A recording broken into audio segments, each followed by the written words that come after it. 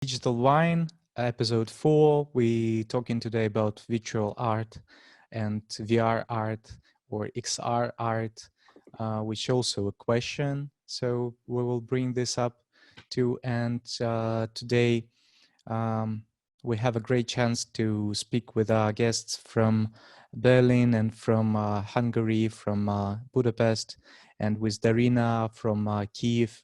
So I will tell a few words about them and then give them a word.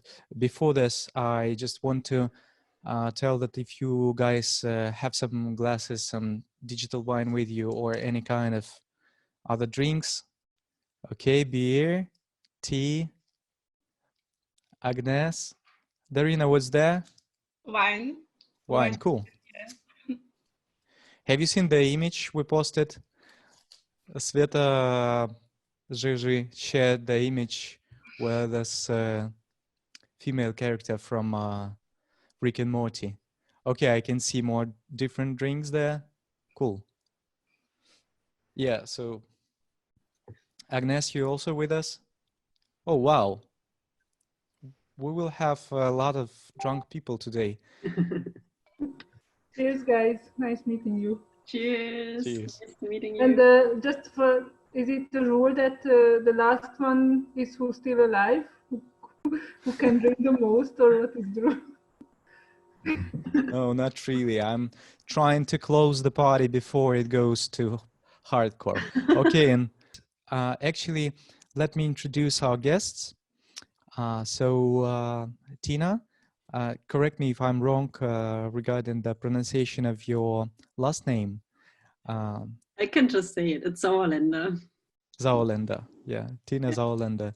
So is the co-founder of Radiance VR and the director and head curator of the exhibition hub P2 Space that is based in Berlin. Since 2010, she's a curator of many exhibitions dealing with impact of the digital and internet on individual environments and society, involving digital media, post-internet art, and virtual reality. She curated international group exhibitions, The Unframed World in House of Electronic Arts, Basel 2017, and according to Art Views, which is a media in New York, it was the Europe's first large-scale show on virtual reality in art. She's an author of many texts. Just saying. They said Sorry? that Nicholas has the first large-scale VR show in Europe. Just to make this clear. Yeah, I got it. So the quotation ends on virtual reality, but then is an extra in art. So they didn't say it, right? They said, I don't remember, the first comprehensive VR show, art show in Europe. Yeah. No. But it was an art exhibition, right? Yeah, art it show. was an art exhibition, yes. Yeah, and she's also an author of many texts for contemporary artists. And she's a founder of the Saloon, a European network for women in art that is active now in 9 European cities. 10, right? actually, now. 10 now? 10, yeah. Okay. During this call, it will be 11 or 12. I hope so. Yeah. And she's a PhD researcher with focus on digital art, if it's correct. So let me then also introduce Daryna and Agnes, and then I will give you, Tina, a word to tell more about Radiance and exhibitions and P2 Space. So Daryna Fes is a VR and new media artist based in Kiev. She participated in more than 18 exhibitions, including 2 personal exhibitions. So Daryna participated in this exhibition that called Exhibition of Achievements of Ukrainian Media Art. If you allow, I would call you also an all-in-one artist because of different kind of expertise and techniques. So Daryna is a developer, mathematician. She works with interactive and generative art, science artist, painter, photo and video artist too. And interesting fact that first VR experience she did was a part of a diploma project, and it seems like it was the first such kind of a project in context of science in Ukraine. So it's comparing, it's was intersection of virtual reality, art, and the well maybe you will tell about it more. Yeah, it's Incorrectly. Yeah. Yeah, it's like I was studying university, in technical university, and in Ukraine, like we don't have like media art education. Like we have a technical education and like art education. So it's not common to have like such projects, like a diploma projects, but like my university allowed me to do such work, and it was great. And eventually, it looked like it was like one of the first examples in Ukraine in my university to have such work done in technical field. So it was a very interesting experience. Yeah. And hope you will tell about more about this intersection of different technologies and how your personal path developed from the science, from mathematics to art, when it started to connect with the art, or was it from the beginning of your like thoughts, experiments, and researches? Sorry. So, but let me also introduce Ágnes-Karolina Bock. She's a PhD researcher at Budapest and conference founder, producer and curator. She's the founder of the Immersive Storytelling Conference entitled Zipscene that will take place for the third time in November 2020. She's Hope, right? She's the co-founder of Random Error Studio, and we will share all the links we're talking about, also including this to the Random Error Studio, sorry. So, and this is the lab that supports various VR production, and it's currently, and she's currently a curator of Vektor VR section in the frame of Versio Film Festival. Is it correct, right? She's teaching escape room design, immersive storytelling, and VR narratives at MOM. Is it MOM? Am I pronouncing correct? It's MOME, it's our university MOME. acronym, like Moholy Nagy University of Art and Design. Cool. And she presented her research on immersive theater and virtual reality at various conferences and platforms from Moscow to Montreal. Cool. So I just asked Tina, Daryna, and Agnes to tell more and show some photos and videos about the project they have, about organization they have, and maybe about some plans, and also about thoughts and personal experience connected with the virtual reality art. And Tina, if you don't mind, could you then proceed? Yes, I will start. Cool. So yeah, thank you again, Nikita, for inviting me to this. It's really a pleasure to be in such a great company and so many cool and creative people. I love it. And yeah, I'm happy to talk about my VR art projects today. And yeah, as Nikita already mentioned, why can I do the next slide actually? Let me check this. It's strange. Now it works. Perfect. Yeah, as Nikita already said, I'm the co-founder of 2 different platforms. Radiance VR, an international VR research database, which is online, and Peer2Space, which is an international exhibition hub. And I will be introducing Radiance and the VR exhibitions of Peer2Space and the online exhibitions mainly. And yeah, Radiance is a web-based research platform that presents, for now, the documentations of the VR artworks by international artists. So it's a research database for the documentations. We are working on an app for showcasing the VR works themselves. And we founded the platform in 2017. And now we present 136 artworks by 98 artists from 36 countries. Yeah, we try to be as international as we possibly can. Here you can see some of the works on our platform from different artists. For example, Mohsen Hasrat is an Iranian artist. Julian Bonacci is a Mexican artist, and Patricia Detmering is an artist who lives in Berlin also. They all have very different aesthetics, deal with very different topics. So there's a wide range of works and topics presented on the platform. And here's the full artist list as it is for now happening.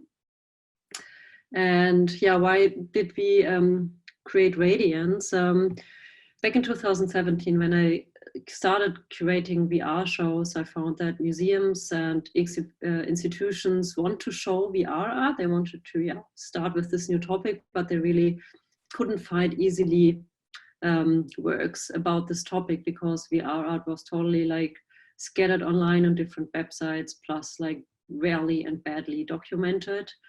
And there were no like research facilities existing. And another point that was important for us, or is important for Radiance, is that it's about VR in visual arts and not like game, not theater, not entertainment. It's really about VR and visual arts to, you know, create a safe space for virtual reality in this realm. And another part is that it's also really important for us to share the work with curators and communicate with curators from festivals or institutions who are interested in showing VR art and provide quick and easy access. And therefore also, of course, connecting the VR artists to museums and institutions so they have the possibility to show their work. And all of that, of course, towards pushing the medium towards the mass market, to make it more popular, to make more people to get involved into virtual reality. That's really important for us. And this is just a walkthrough through our website. This is how we structure it. We have the artists and some thumbnail images, and then you can click on them. At the next page is a documentation with images, with text about the work, the credits, of course, more images, and the most crucial part is the video walkthrough, the experiences where you can really get a better glimpse. And of course also the biography of the artist. And then all the works are sorted in different categories. There can be several categories per work. So which means when you already have a topic in mind where you can research, where you want to research about, you can maybe find it on our website, or you can discover other topics that are like many artists deal with in virtual reality art. And yeah, one like really crucial thing for Radiance are our cooperations, collaborations. We try to have as many partners as possible. For example, we co-presented works at the Locarno Film Festival, at the Sex Conference, and in Berlin last year. We worked with the film festivals who have VR sections. Trinity Square Video in Toronto, they have an own app, and we cooperated with them to showcase some of our artists in the app. And we also did an exhibition with a Synthesis Gallery and Cora Contemporary last year, and also, for example, cooperated with the RAM Festival, which is a German VR festival. And many things coming up. And yeah, that's us, that's the team. Philip Hausmeier and I are the co-founders. Philip is also the founder of the VR meetup in Berlin and was a former VR artist, but now has like different other projects to do, and now he just became a professor to teach how's it called, expanded realities. And Miriam Abos, she's our project manager and does really great projects involving VR in Toronto, where she's based, and she also helps us with many different things. Yeah. And then I will be talking about the VR exhibitions I'm curating, or have been curating. One Nikita already mentioned, The Unfriend World, Virtual Reality as Artistic Medium in 2017 at House of Electronic Arts in Basel in Switzerland. And that was the first big VR show I curated, and that was also the initial show after this show we created Radiance VR to gather all these VR artworks. And this show was about how artists negotiate between the physical and the virtual world. So all the artists made a virtual reality work and an installation in a museum. And these two works basically have been connected, and they were both like discussing the different, for example, materialities or states or physical laws or laws that apply in the different realms, digital or virtual. And yeah, Lee Eileen, for example, created a great like futuristic feminist piece where you would encounter her white avatars in the piece. And German artist duo Buns and Bohrwinkel created a work made of like different islands where you could also discover different states or conditions of the digital, and you could also mess with it from the outside of the world. And Alfredo Salazar-Caro contributed a piece where he expands the notion of what portraiture can be in the digital field, creating a kind of landscape as a portrait. And Rachel Rossen showcased some of her paintings, which you can see here, and then she transformed these paintings into virtual reality. And another show we did last year is Speculative Cultures, which we did at the Sheila Johnson Design Center at Parsons, the New School in New York. And I curated it with Peggy Schönegger and Evan de Vergara.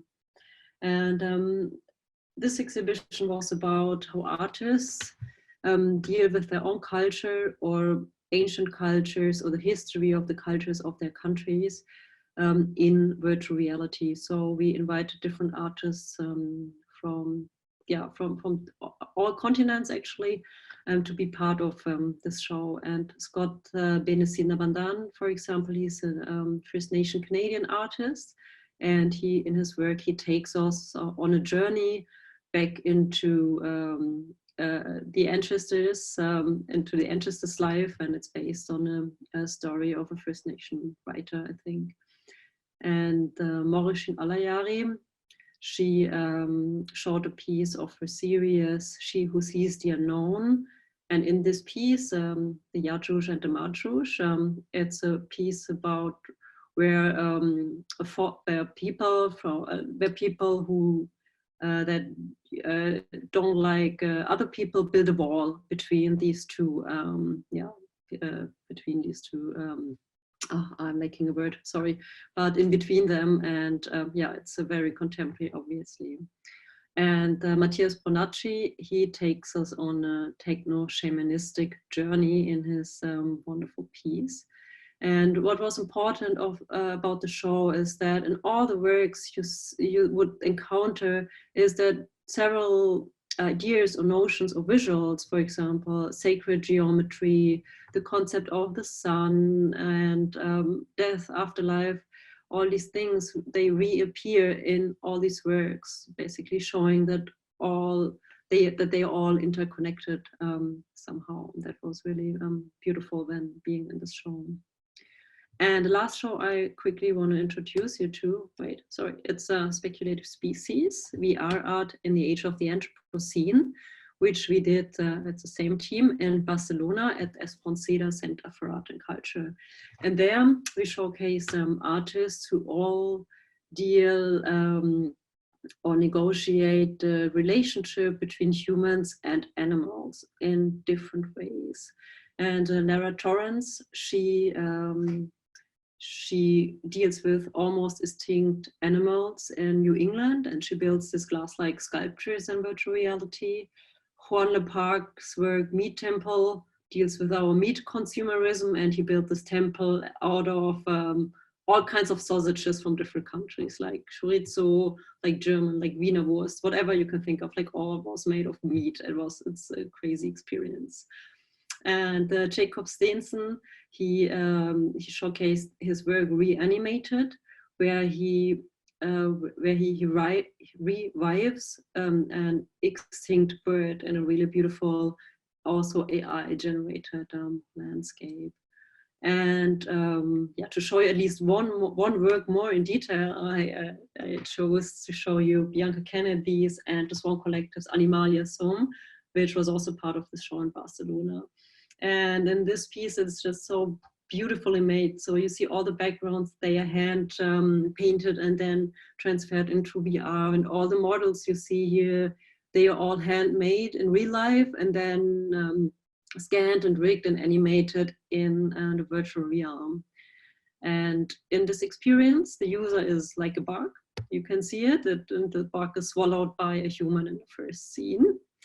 And yeah, later on, the Bakk complains because the future nutrition of humans plans to eat millions of bugs to have proteins for the nutrition. And the Bakk says, hey guys, you could also, you know, instead of killing like 1 million bugs, you could just eat one whale and just kill one animal instead of millions and have the same amount of proteins. And then, of course, they get into a fight about this. And really, and Tina, am I right that you have custom Zoom background featuring this work, right? What is custom Zoom background? Oh yes, I have it. Yeah. I can show you afterwards. Yeah, I just didn't want to exploit the artists. Yeah, sure. Yeah, sorry for interrupting. I have it I will show it as background later on. Totally. And yeah, in the installation, you can see that we had this like really big posters. It's not actually posters; it's another material of the two animals, and that's idea that the artist, the Swan Collective, the Artist Collective already made in another show, which I curated in Touching from a Distance at Goethe Institute in Toronto, where they took all these like small, so in the upper picture, you see that's a screenshot of the VR experience, and you see all his hands and likes and arms with mobile phones floating in space. And the artist recreated all of them in the physical exhibition space. So on the pictures below, what looks like AR, it's actually physically they are in the installation in the space. And yeah, real quick, I think I don't know how I do time-wise, but I want to introduce also the online shows. They don't have to do so much with VR, or actually nothing, but it's a way how we present different media, not only digital media, in the virtual exhibition space. And the show Mermaids and Unicorns is about digital obsolescence and evanescence. And we started with the online shows because we figured that we want to, you know, elaborate on a topic much more broadly as we could do it in real life. You know, here we can showcase like 50 artists in a show, which, you know, like to realize the show in a physical space would be almost impossible. And as you can see here, we combine physical documentations of physical exhibitions with digital videos and different artworks. They are all muted because it would be too much sound. And the exhibition design is by Emilia Chavet. And yeah, she made this like beautifully like floating of these artworks, which matches the topic. also quite well. And this, which you saw on the table, these are all like little porcelain figures, which are really there in real life. Yeah. And Claiming Needles. It's also a show, a Future Space show that was not curated by me, or also not co-curated, was curated by Peggy Schönegger and Daniel Zu. And it's about a truly physical medium, about embroidery art. And in this show, again, we asked really many artists, like almost 50 artists, to be part of this show. And also here, Emilia Javert made the exhibition design, and in this case she decided for like plain white background to really highlight the works and make them feel really like feeling close to you, like really visible. And of course I cannot show you all the works now, but feel free of course to visit the websites. And yeah, all links will be shared then in the Facebook event and the Facebook page of Digital Wine, so you should definitely check those.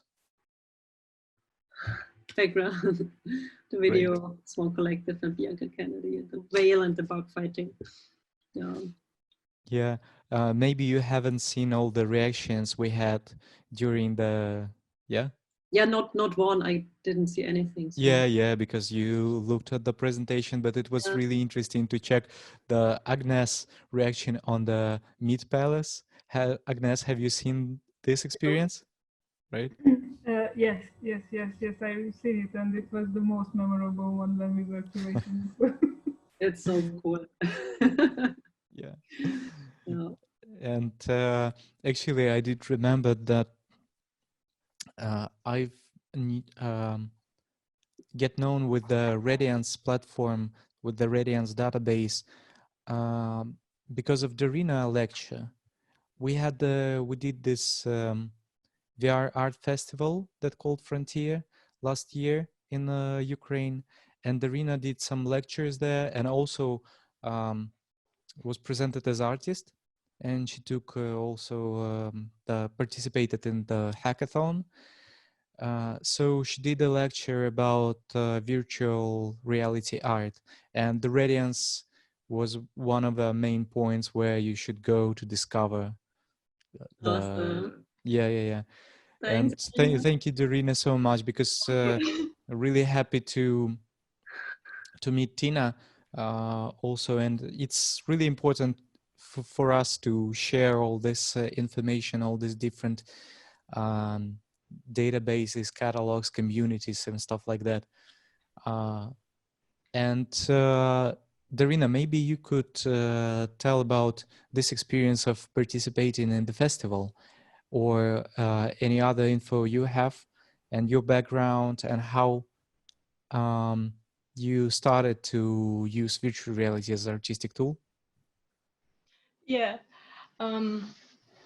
Okay. So maybe let's start how I started to work with VR. Why it is virtual reality? Actually, as Nikita said, I'm working with different techniques. Like, and just a small comment regarding different techniques. So am I right that now we are watching you through the Kinect that is connected as a webcam, right? Yeah. So you're a techie person. Like, if you don't have a webcam but you have a Kinect, why not to use it as a webcam?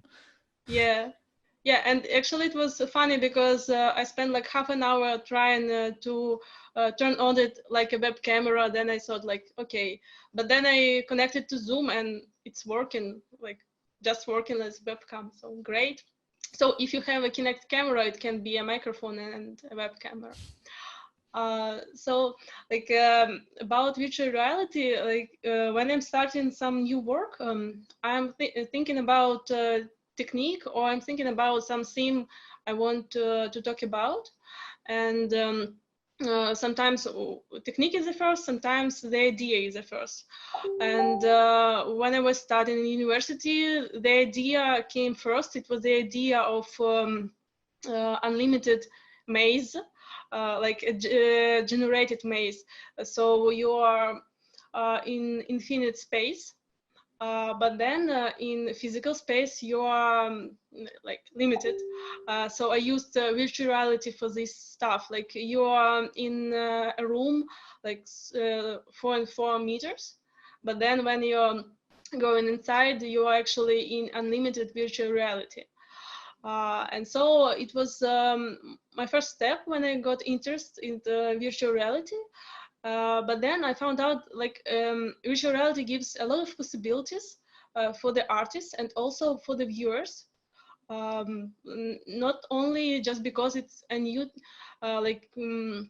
a new stuff like gaming stuff or some like beautiful entertainment VR, but also little small things that, for example, video or even installation or theater, they doesn't have this, but virtual reality has. It's very important the impact of the viewers in your work. Now, I'm sorry. Okay, I get disturbed. Yeah, So just then, a small request to Agnes and Tina. We should not then write to chat during Daryna is on call. I'm stopping reading the chat. Sorry, but you started, Nikita. Yeah, sorry, but then I heard the notification sound. Yeah, cool. Daryna, sorry, please proceed. Yeah, and so then when I was already working with VR as an artist, of course, I'm interested in like festivals and VR exhibitions. There is actually not so many, especially in Ukraine. So when Nikita created this incredible like VR festival hackathon in Kharkiv, it was a partnership project. There was a different organization involved. It's not me. Definitely, it's a huge team. Yeah, there was a lot of people, but Nikita was the most active, not active,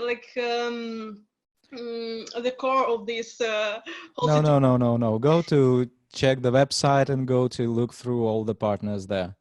So frontierfest.com.ua, please go and check all the partners, all I mean, from enthusiastic and this like you're also this fan of VR, like we like VR, yeah. There was like a hackathon part when we were like a few days, I think like 3 or 5, I don't remember how many days the hackathon was. Only 3. Now it looks like it was a week. It was a great time when we all like artists from different fields, from VR, from some interactive arts, from the video, and we all worked together. And in the end, we had like a lot of different, extremely different and great projects that we showed in Kharkiv and the Kyiv. And also there was a great lecture program that I was invited to participate also. And I wanted to do a lecture about virtual reality.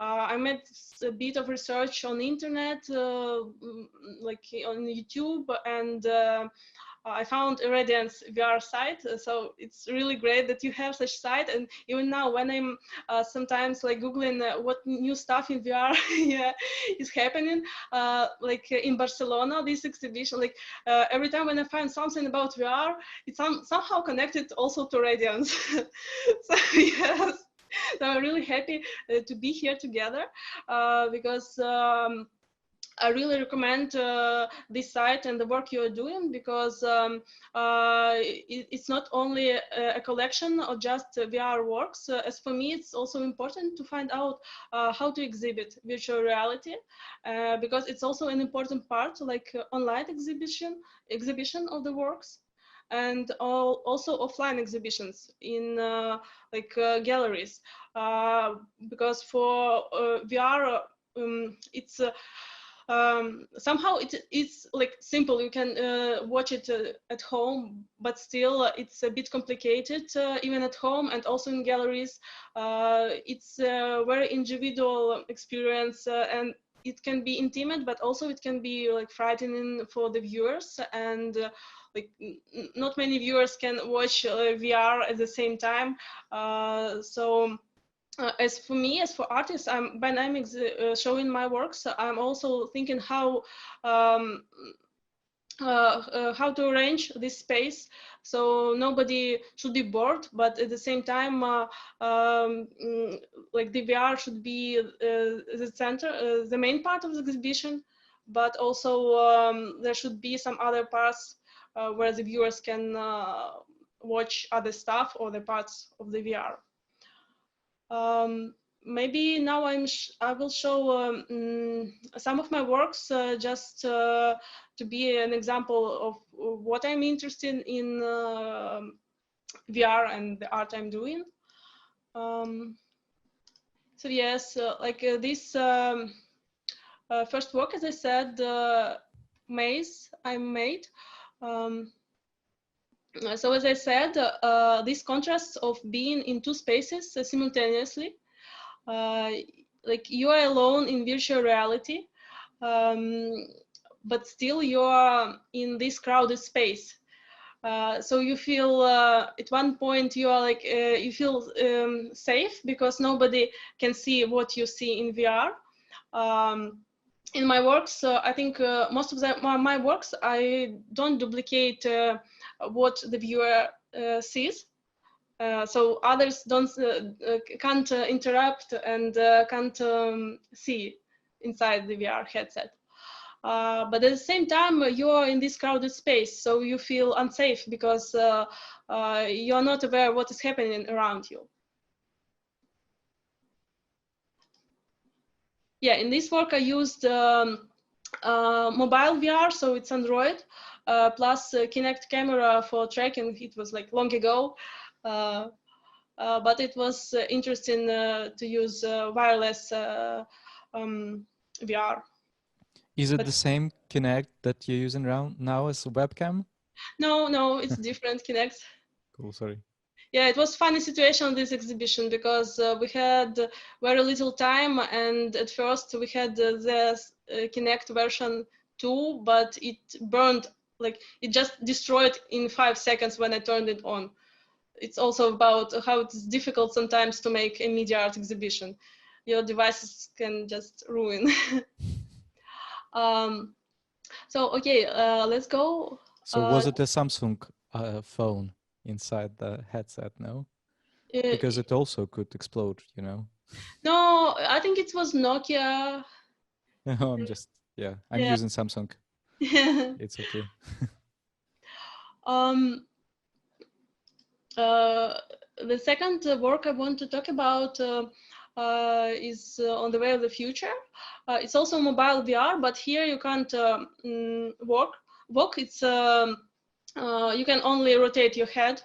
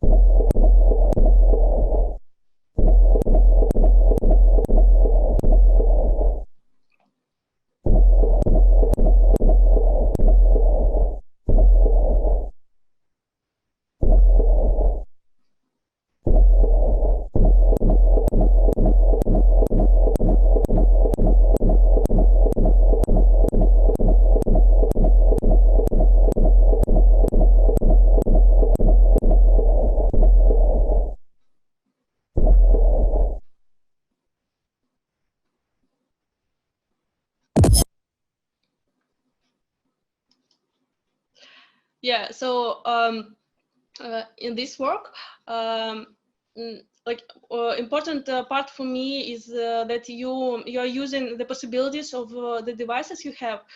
For example, like mobile VR, you can't track the position of your body. You can track only the rotation of your head.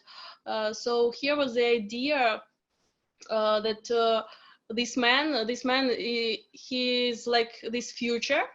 Like not we are going to the future, but this technical future is going to us, and you have no possibility to go away. Even if you rotate your head, this guy is going in front of you, like coming to you. And all the images and the models I'm using in my VR in this one, and also the others also are from open source like sites, internet, Google, because I really like the artists who are like 3D models or who work with the visuals, but I'm trying to focus on these interactions between the viewer and the work itself. The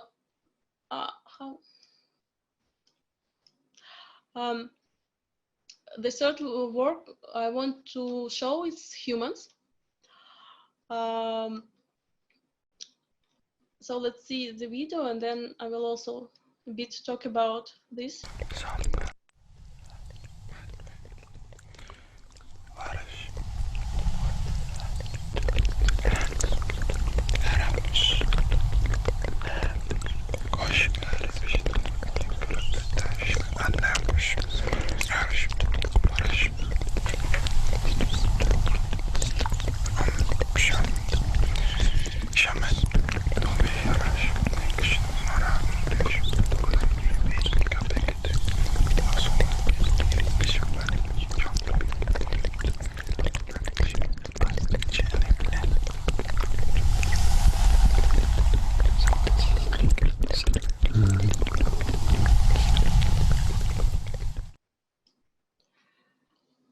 So in this work, I focused on other topic I'm interested in. It's the body. In VR, we don't see our body, but I find that actually we, in VR, when we don't see it, we are more aware of our movements and the space around us. And when we are moving between these figures, we understand that this is on unreal, but still our mind it feels like these figures like they are actually physical, especially because they react on your presence, and they react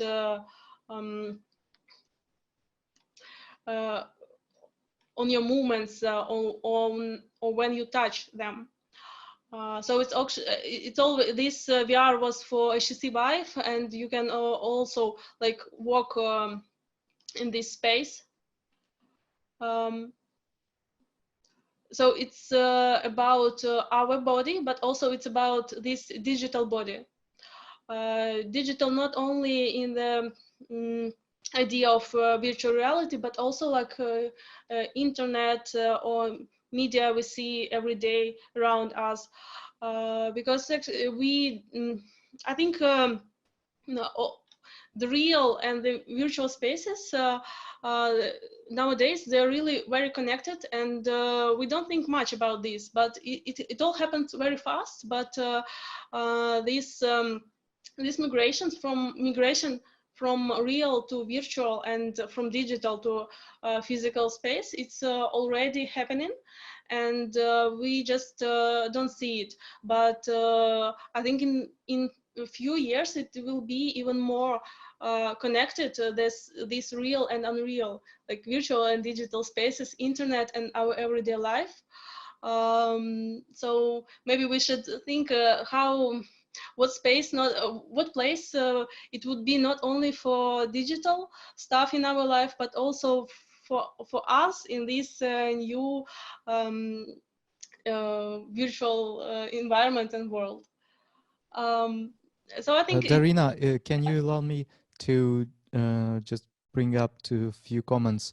So I just wanted first to ask you regarding the sound in this experience? What was it? Was it pre-recorded, or it's also open sourced free sound thing? Yeah, there are different sounds. Like you can hear the water. The water is like just free sound, and it comes from the floor because you're actually standing on the water. But then every of these creatures, humans, they have the voices, and these voices are from YouTube videos. How it's I forget the word. It's a type of videos where people are talking not very distinguished, like indistinguished words or languages. Bird language, like, right? Yeah, yeah. It really sounds like ASMR, you know this? Yeah. I think actually these types of videos, they're like SMRs. They're like people who really like such just to listen to these sounds. So it's like ASMR in VR Yeah, also. ASMVR. yeah. It's also like you can hear some words that beat like English or or Spanish, but still you can't understand what they're talking about. Yeah, and then there was also a box that, Yeah. yeah. Can you tell about this part also? Yeah, the I box is found it very really interesting. important. Also, as Tina mentioned in exhibition, that Tina had this object that duplicated in real and virtual spaces, and here it was the same. Like this box, it was duplicated in real life. Like mm, mm, you can touch it. It's so funny that you telling that it's duplicated in real life, not in the virtual reality. Okay. Yeah. Also the walls are also duplicated in real In real life. life. Yeah, actually this room, this was like a perfect room for my work. It was like 3 and 4 meters. It was like the exact room that HTC Vive can track, and on the day of the exhibition, the guy who helped me with all this stuff, he came with this light. He said, we can put this light what color you want. Of course I want blue, so it was like the same as in VR. Yeah, and we need to wave to Alexandra Halepa, who's also in this call, because of the place. It was part of a Carbon. No, it wasn't a festival, right? It was a personal exhibition, Yeah. right? At the uh, Carbon. yeah. Alexandra, waving Yes, to I'm you. here. Cool. It was actually 2 times in Carbon. Like first time, it was a collective exhibition of after our residence. It was like Kiev, Dresden residence, and Kiev, then Kiev and Berlin. There was some part when artists been in Berlin and Dresden. They went for a road for inspiration, and then they came back to Ukraine. 5 artists from Ukraine and 5 from Germany. They come back to Kiev and created some pieces already at home and some pieces at the residency, and then we had an exhibition, complex exhibition with the VR works and with different sound artworks. You know, Alexandra, you can also use your. Can you hear me, right? Yes. Yeah, you can use your background to show where it was, like. Yeah. Okay. The whole You mean the 13 pavilion? No. The background of now in Zoom, you have the planet in space, right? The Earth. Yeah. And Okay. we can see Earth. Okay. We can see I will Europe there. demonstrate right now. No, I mean. One moment. Okay, whatever. Please show it. Let's do this.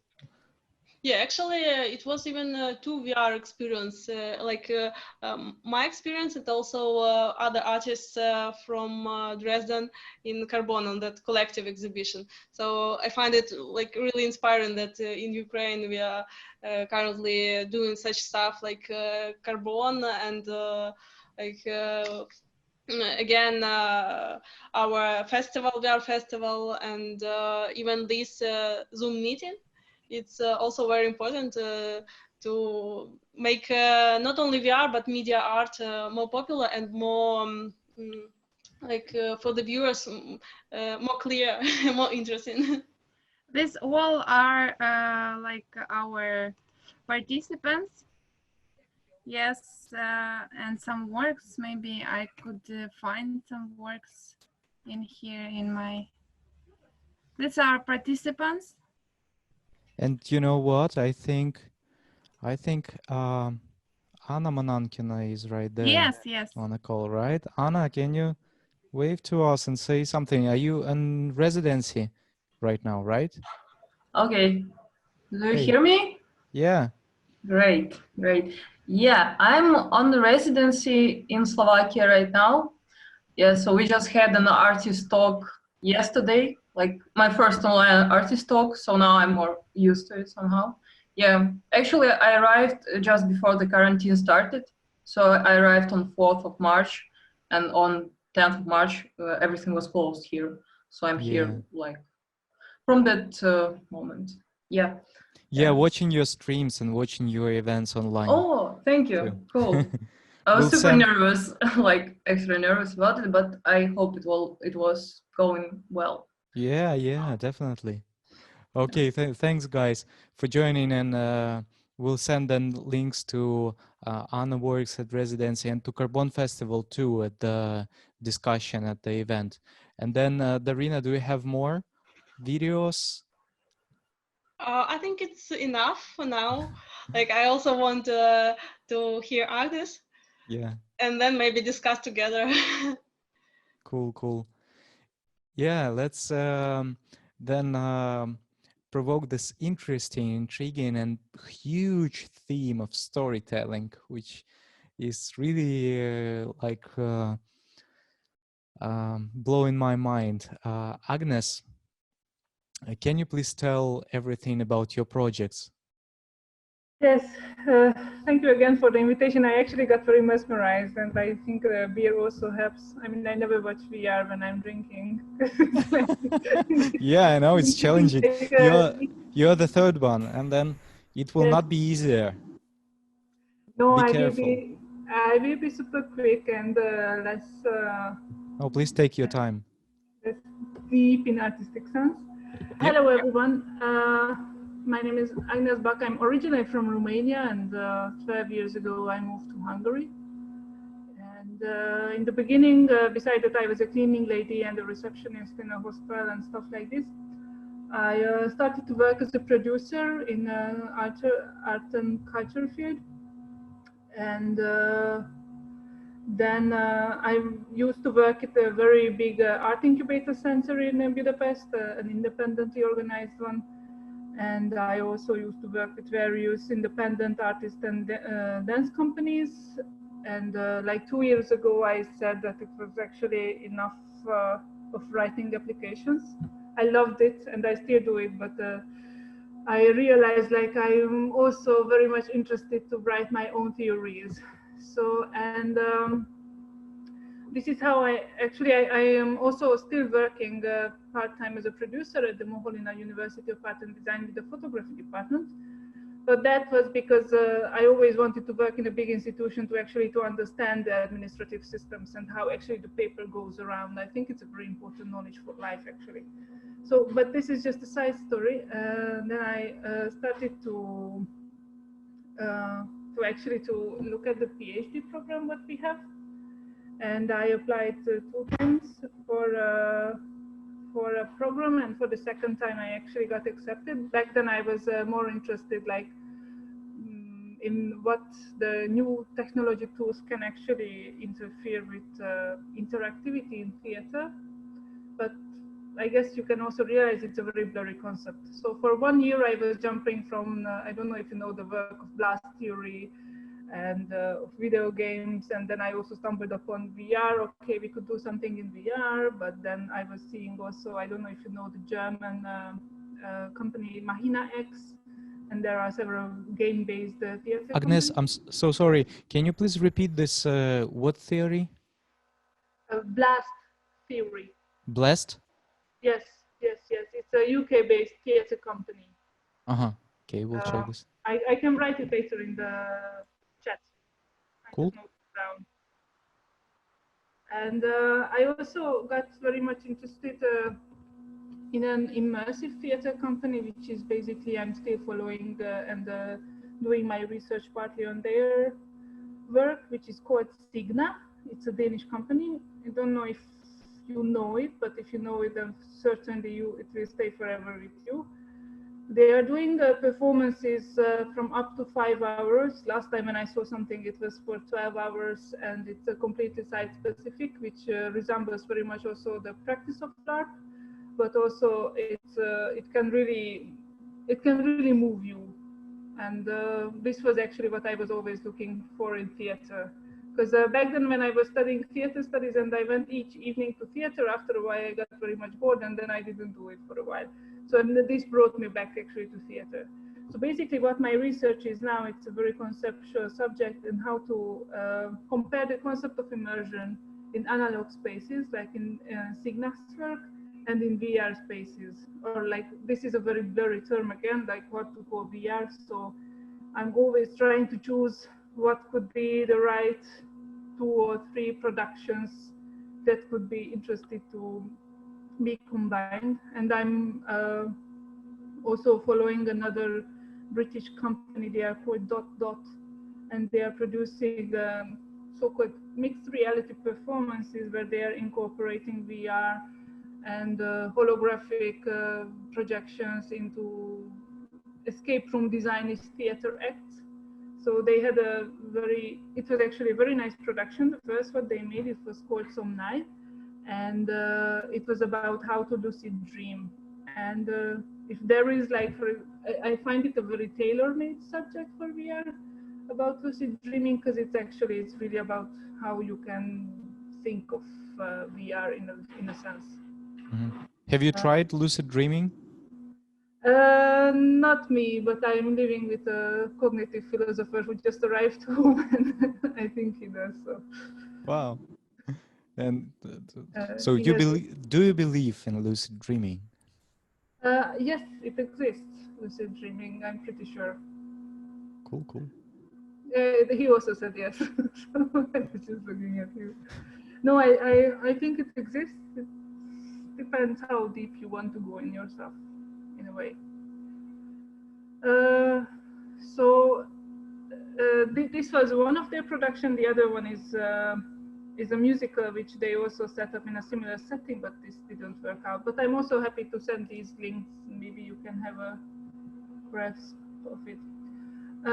And what I have basically 1 year to finish up my PhD, and what I'm trying to do now is actually to focus on the concept of immersion from the magic of the psychology of magic concept. I mean, how magicians are working, what is those psychology of perception mechanisms that they are using, and what are we feeling when we are in similar immersive states.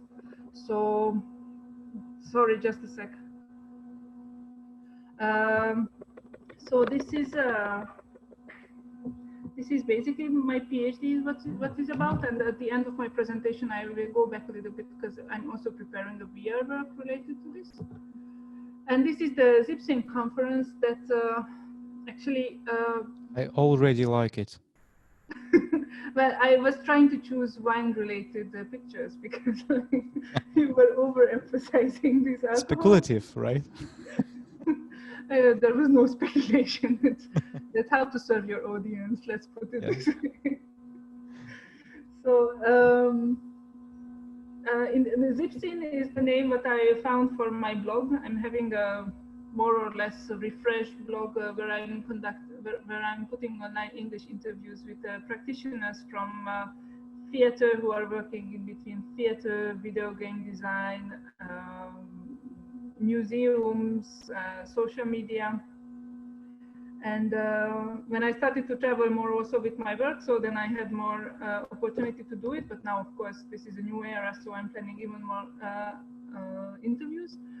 And then I was thinking for a very long time what should be the name of the blog. And then I started to find this zip scene, which is coming from the word zip, and scene is the stage, and how to put together these two words. This was actually the name. And then a bit later,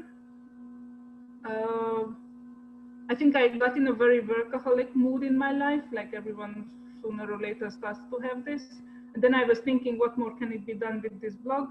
And then actually I went once to a conference where I felt very much at home. And this is the conference which is called officially International Conference of Interactive Digital Storytelling, where it was the first conference in my life, which was in Madeira. I had the chance to go there, and I didn't go at all out to Madeira. I was following all the presentations because it was really mesmerizing for me. But the problem was like, for example, that the registration fee costed €400, and that was only the registration fee. And there were no people from more Eastern than Germany. And then I was thinking like, hey, but we have a lot of folks here around. Why don't we organize something here in this region? And especially like Hungary is in Visegrad region. So there is already a rhetorical concept, why to organize it here.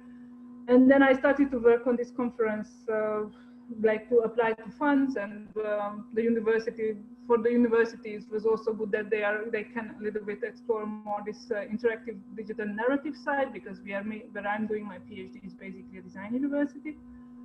So we started here. The first time it was a little bit bumpy. We had 30 participants, but last year in 2019, it was like much more many. There were like more than 50 speakers, and it was from Europe and from the US, which I was it was very nice to see, because basically what I could do is just to look for universities where these people could be, and they were coming. So it was very nice to see all these people coming up here. We are preparing now with one of my colleagues a publication. Not proceeding, but rather we are trying to gather papers, and we are trying to find publishers which would present not only papers but also interviews, also description of work of art which are related to the conference. So it wouldn't be like chapters, but like different kind of chapters would be in this book.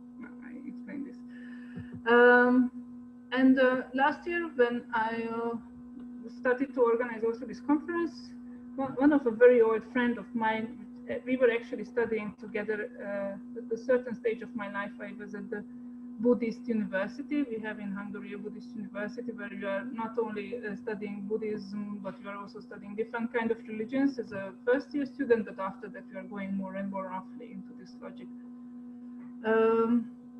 So this is where I met him. He's actually an IT developer, and he has a company, and a very good friend of mine who was also going to that school is working with him, and she connected us like, hey, Bundy, I would like to say his name because we also co-curated the last year Versio.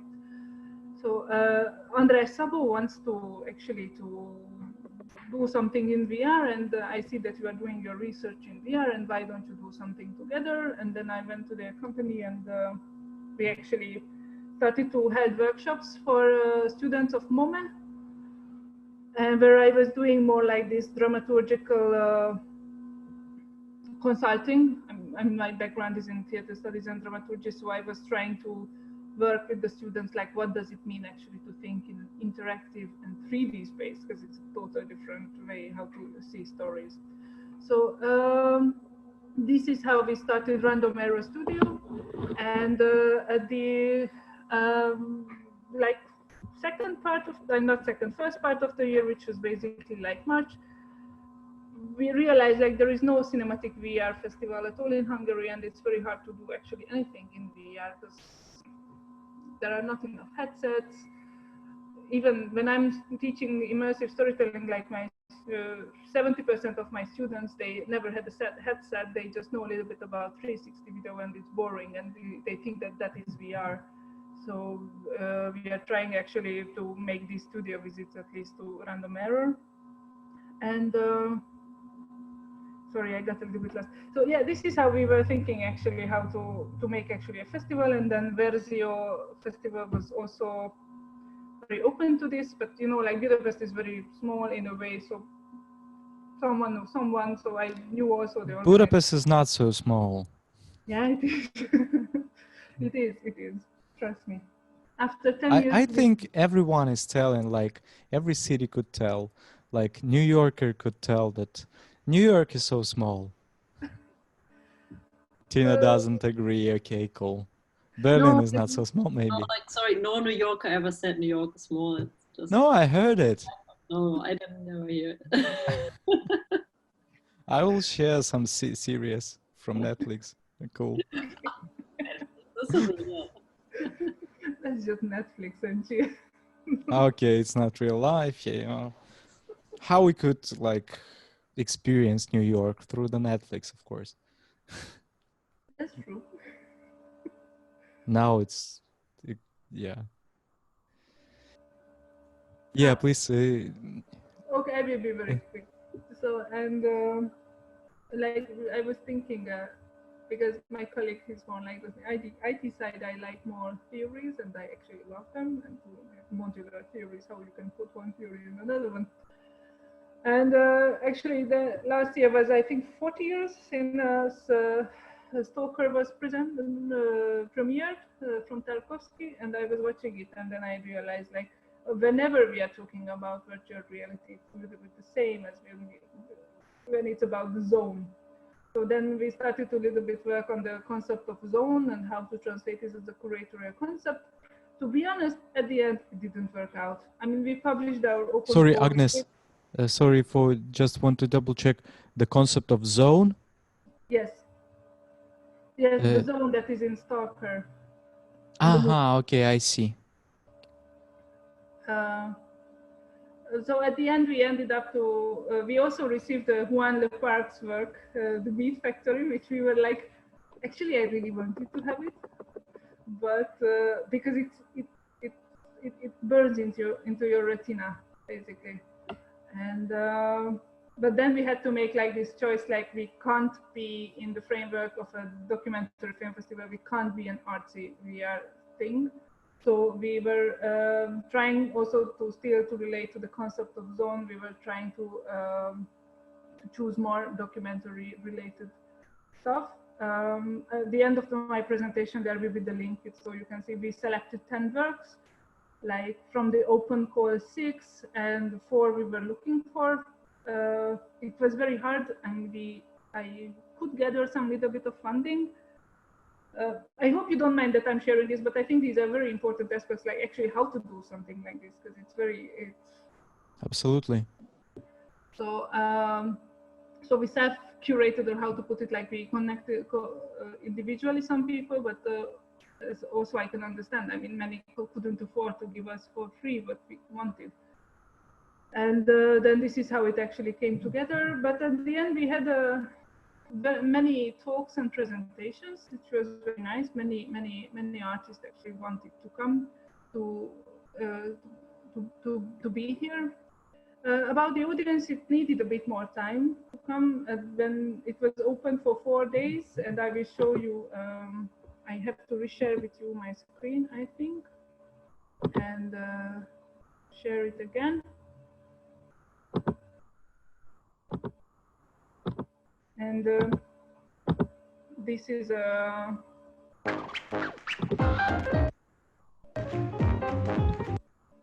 so this is like how it looked like. It was in the Truffle House of Contemporary Culture and Art, which is like the main, it's like how in Berlin, or like the main contemporary art festival. And by the way, she's Paula Borkiewicz. She's a wonderful girl. I really suggest to anyone to follow her work, because they are doing very great research on the psychology of perception and the psychology of the nature of how our physics is working in VR. So we had like 4 days to show up, for each day for 6-7 hours, and we closed on Saturday at 8 p.m. But at 7 p.m. there were like 30 people, and until then there were never 30 people who wanted to see it. But then suddenly they started to gather, and like when we closed, there were like more than 40 people inside, and then it was very hard to close it. So it was very funny, and what we decided with this, that actually we should repeat this event, because we need like 3 years to try it out in Hungary, whether our people are really interested in this or not. And last but not least, I told you that I'm going to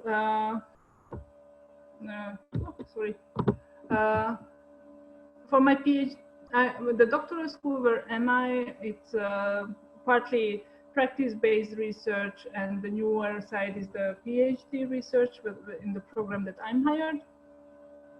But I was thinking, like, in order to test out a little bit my ideas, it would be very nice also to create VR work. And this is how we actually started to work with random error on this production. I don't know if you see me, because I think I lost you. We can see your screen. Oh, cool. So for now, it's Zoom. Yes. I just got so they were so silent. I thought I was talking to myself.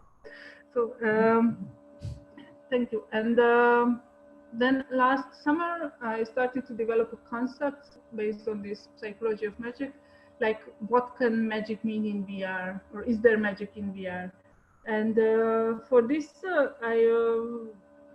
with some of my ex-students, we started to work like what can be those actions that you make in virtual reality and can have an effect in the physical reality, meaning besides not to hurt yourself.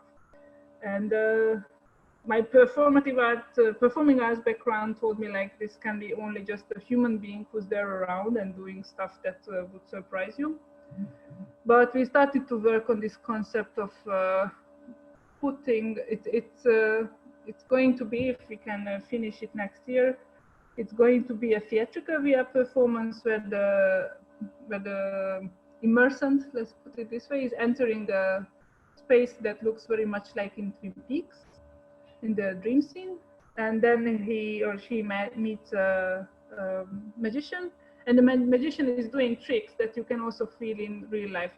Like, for example, when you enter the space, there is no chair, but then the human being who's there is going to put there a chair, and then we were also thinking about how to make the rubber hand experiment in VR, but that might be very frightening, so we still have to use it, test it a lot.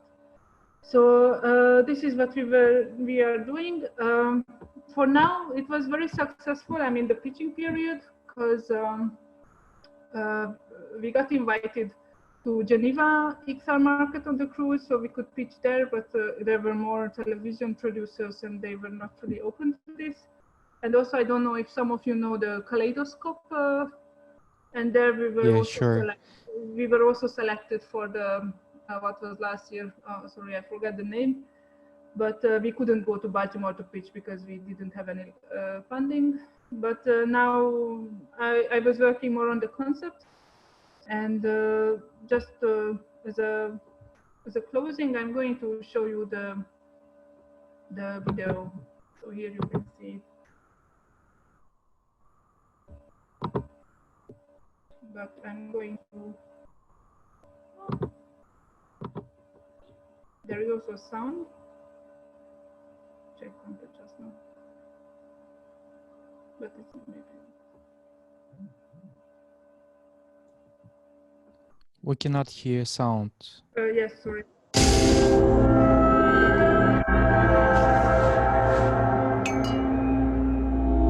Welcome to my magic show.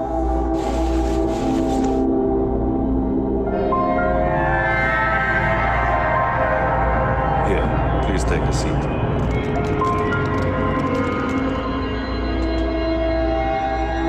So this is how it works. Watch my hand.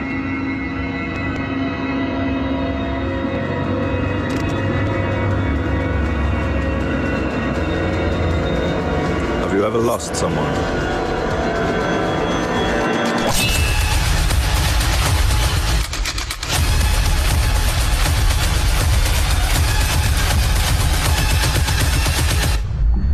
Time to meet your twin brother.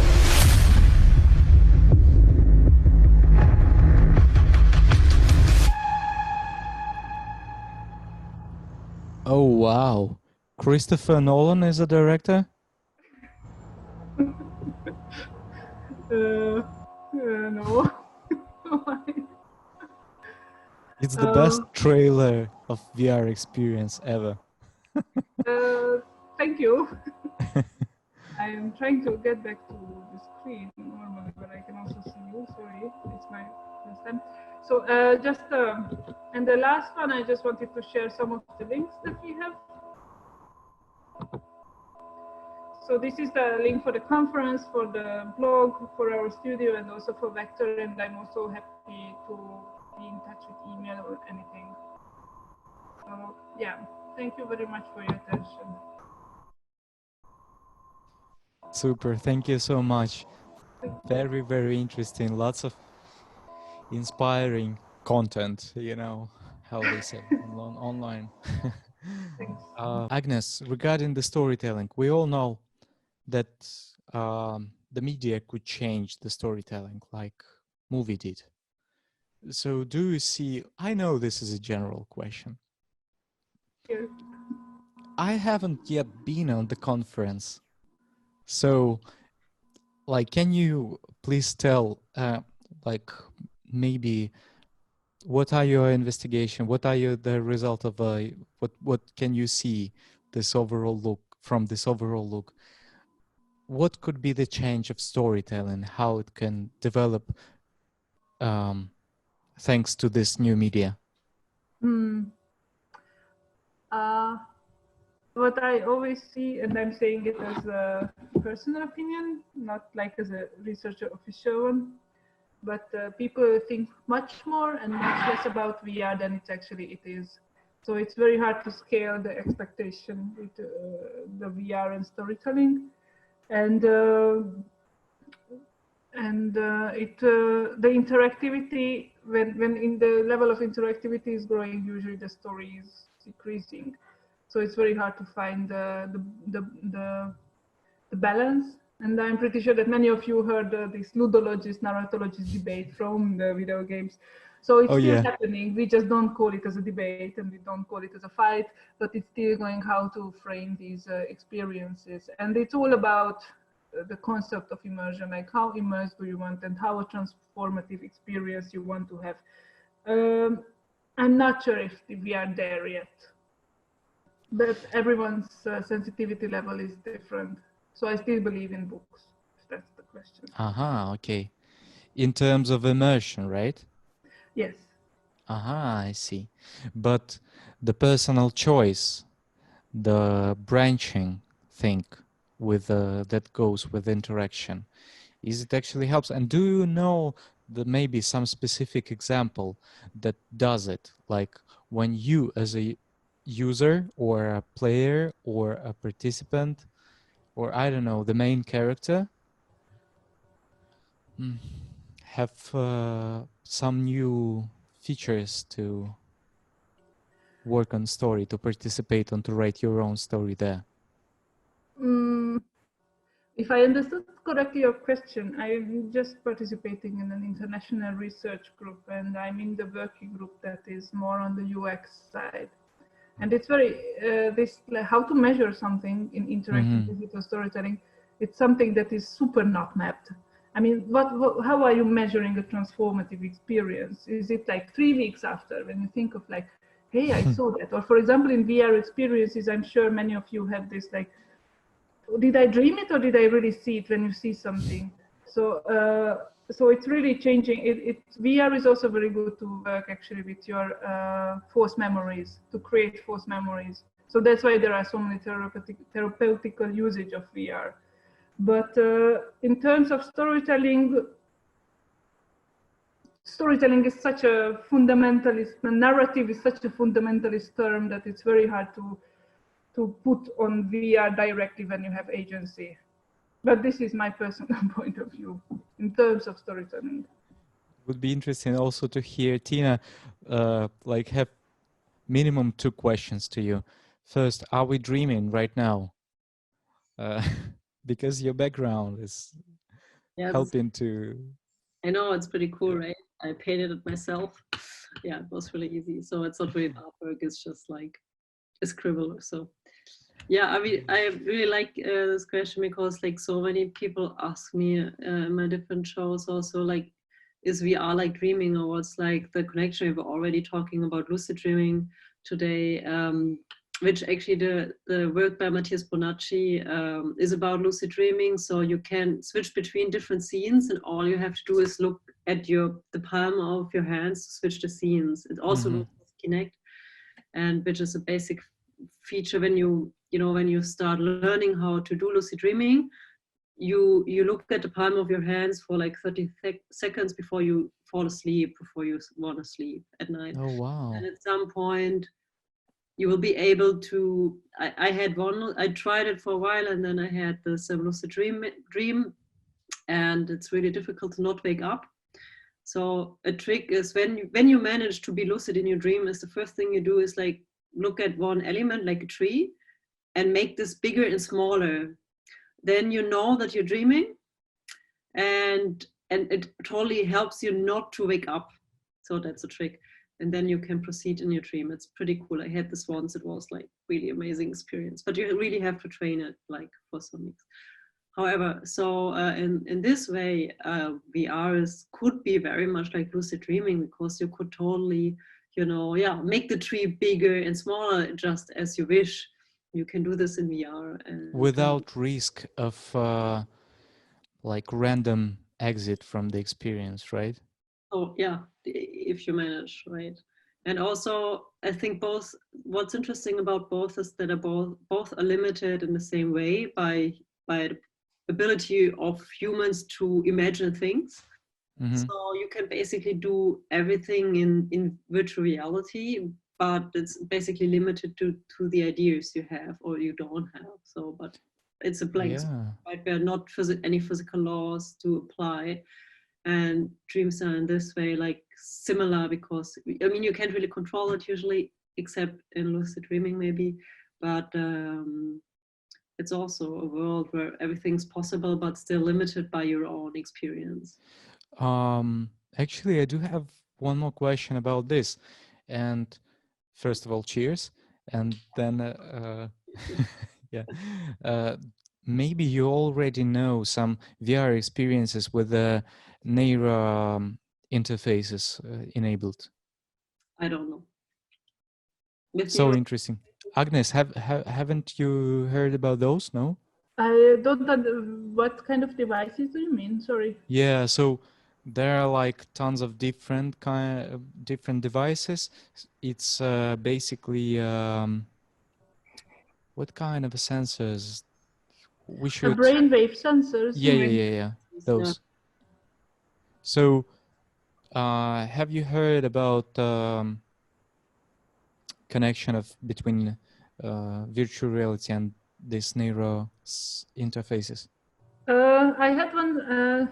There is a researcher, Finnish researcher, Pia Tikka, and she's working more on this concept of enactive cinema. And I've seen one of her work, which was already put in VR, and it was this interview situation, and you were in a jail, and they were, I think, measuring. I'm showing the blood, not the pressure, but how actually the blood is heating up your skin. Yeah. And then the scene was slightly changing. But if they would have not explained to me, I would have not realized. So, but they had to connect something to your hand, right? Yes. I was connected over here. But also the same applies to the general enactive cinema, let's put it this way. Like, it's a very hard question, how aware can you be of your brain waves and what they are causing to the cinema? So it's very different how you are calling it interactive. So that's why they are also calling it more enactive cinema. But it's an interesting way. But I think I should learn myself much better in order to understand this. Yeah, Basically, it's a random vector of thoughts and questions about it, but it looks like we're just trying to have a way to imagine, to visualize anything in a most simple way, and maybe to transact with this kind of information. Just a random thought. Daryna, maybe as an artist, are you trying to achieve this kind of communication when you put in the person in your world or something like this? Actually, the idea of dreams is very close. Is very important. A lot of my works, the ideas for them, they came from the dreams or this part of the night, like before you are going to dream, and you have these feelings. And I find like VR is very similar to this state because you know that this is artificial environment, but still it's fragile environment, but it's still here. Like you interact with it, you see it, you feel it, and the other thought I had when we had this talk, also Tina mentioned the collective, like the S1E4 collective, and I remember one of their works. I opened my presentation. Here we are, turning torture. I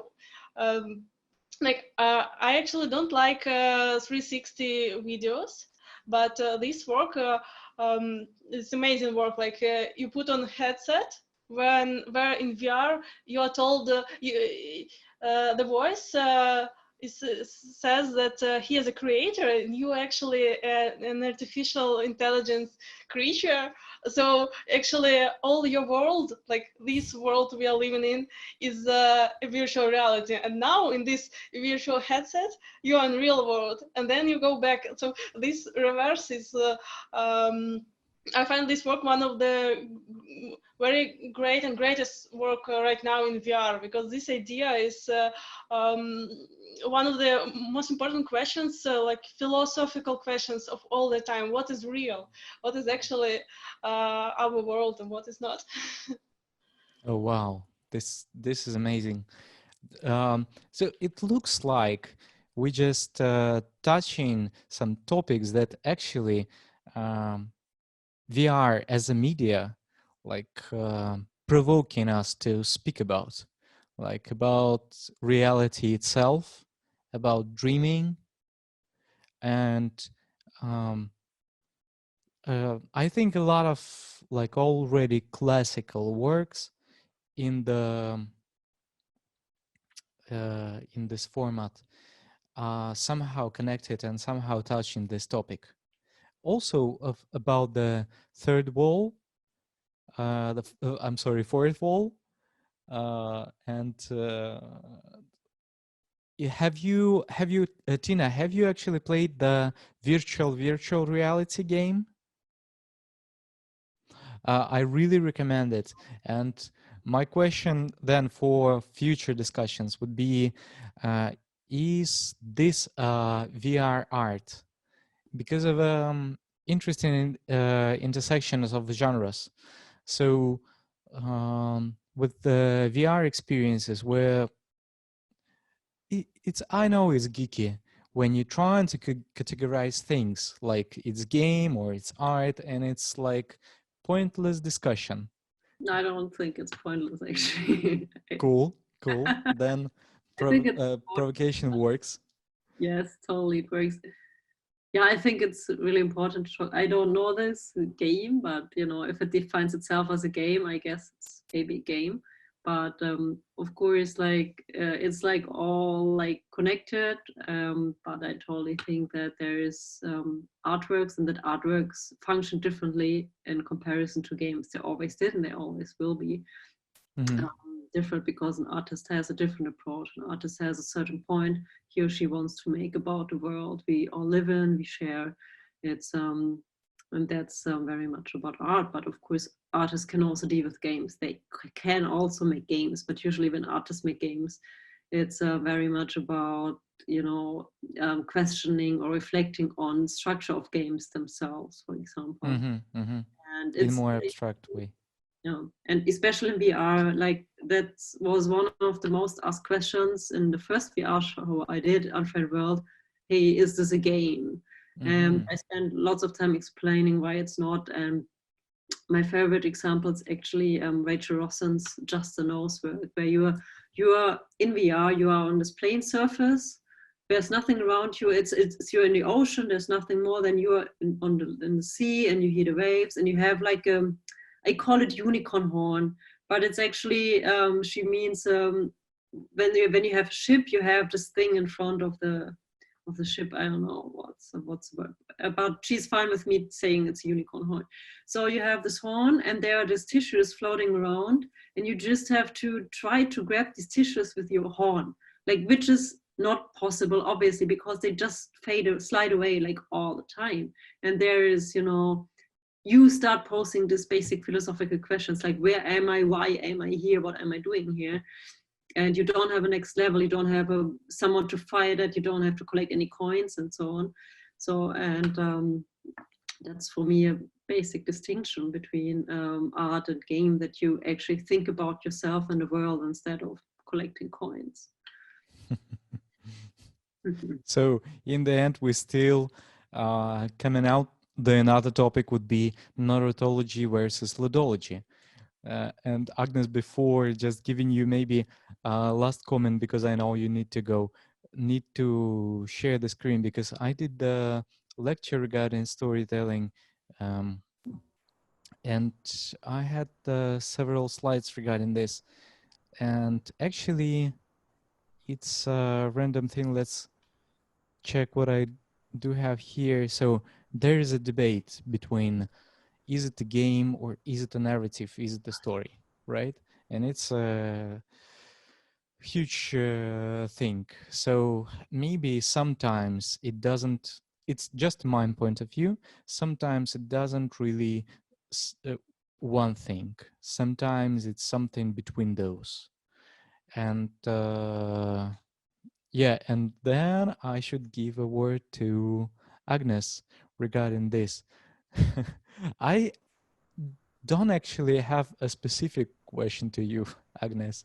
Maybe just a comment regarding the topic. Like, do you think that VR experience could be both game and art? Actually, I couldn't get everything what Tina said. I'm sorry, but I really think that there shouldn't be like a strict line between game and art, but like the more self-reflexive the medium is, the more it's towards, let's put it, the art way, and the less self-reflexive, and it's about how just to entertain shortly people, it's more about the game. But of course, very good games are just coming out. The Beat Saber, is it self-reflexive? But everyone plays it. I mean,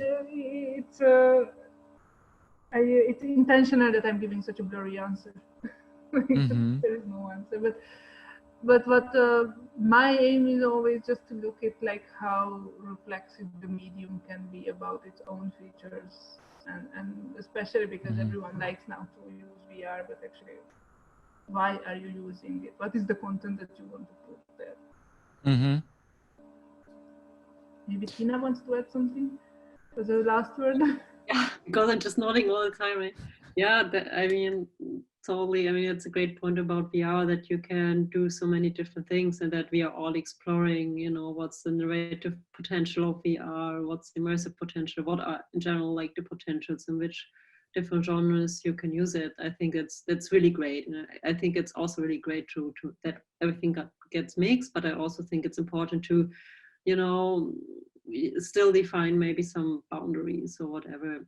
And especially because like gaming market is so big in VR, I really love to highlight that there's also art and there's visual arts, and that it's different from gaming. And maybe just to check if we're agreed on one topic. I want to ask three of you this question. Can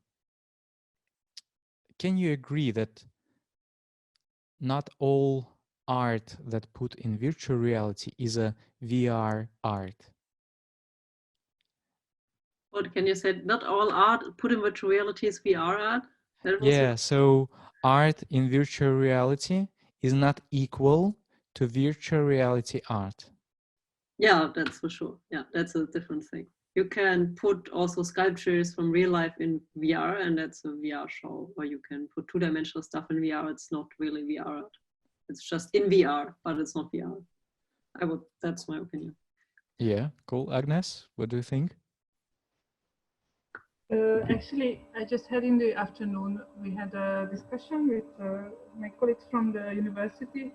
Like now that our school is closed, whether should we make either in Mozilla Hubs or in Art Steps or in a different kind of organization platform, an online exhibition, and we had exactly the same questions. And I think our answer was basically Tina's answer.